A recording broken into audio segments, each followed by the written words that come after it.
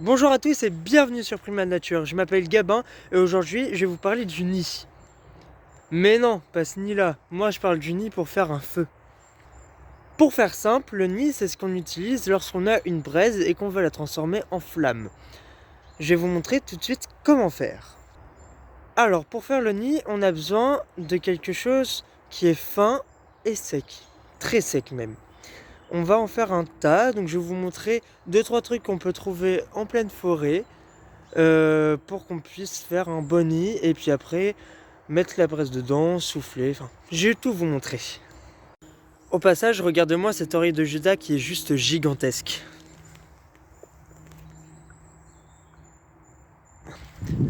C'est incroyable, j'en ai jamais vu des aussi grosses. Donc, alors moi ce que je préfère, c'est ça.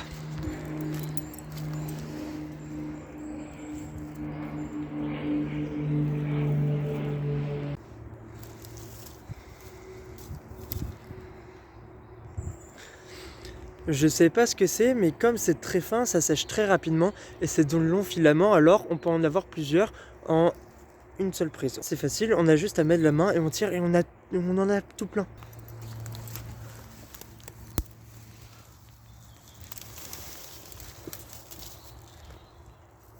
C'est marrant, on dirait un peu des cheveux d'or. Donc après, ce que je fais, c'est que je le plie, hein, on peut le voir, c'est plein de plis. Je plie tout pour que ça fasse cette taille dans ma main. Personnellement, c'est ma technique. Il y en a qui sont des vrais nids en rond. Moi, je préfère quelque chose de plus allongé. Et si on n'a pas les longs filaments comme ça, comment on fait? Bah, on peut prendre de l'ortie séchée.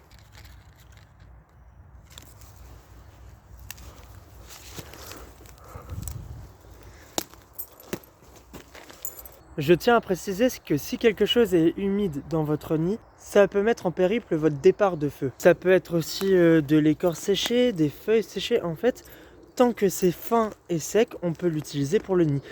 Ça peut être aussi de l'écorce de bouleau.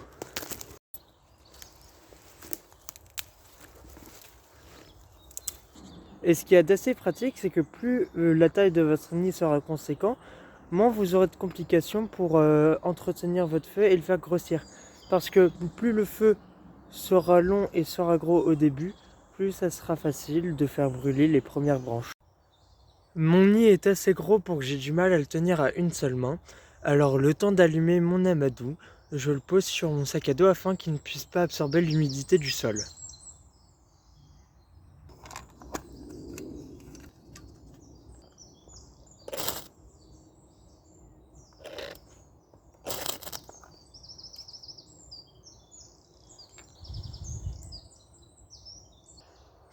Je le mets au cœur de mon nid. Je fais en sorte que mon nid touche l'amadou qui est en train de brûler pour que ça fasse des flammes, mais je fais aussi attention à ce qu'il puisse quand même y avoir de l'air. Je le mets au cœur comme ça. Le but est de faire un souffle long et précis.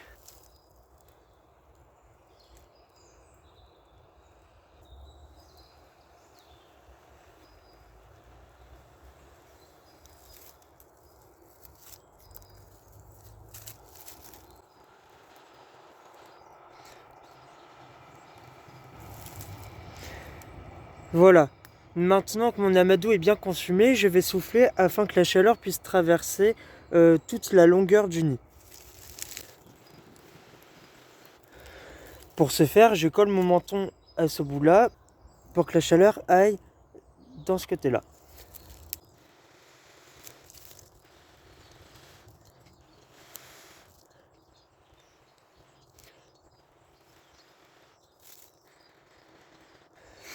N'hésitez pas à changer l'inclinaison du lit afin de pouvoir un meilleur angle d'attaque sur l'amadou.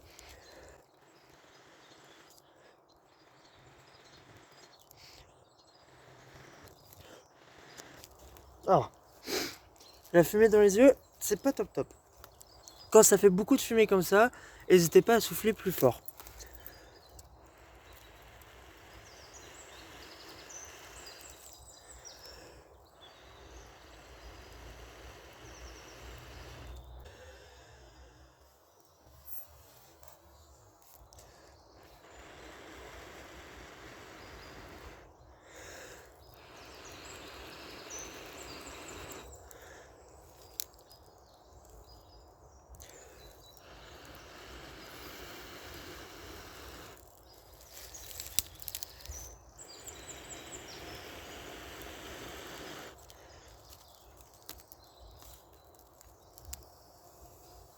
Et voilà.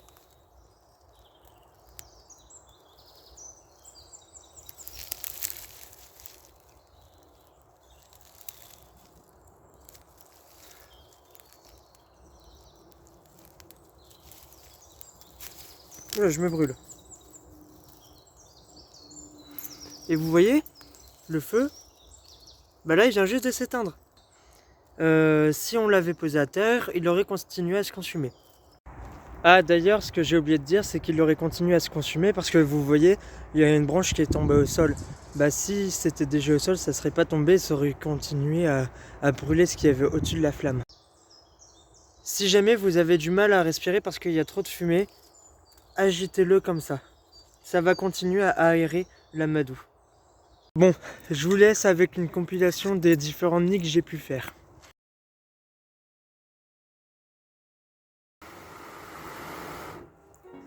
Oui.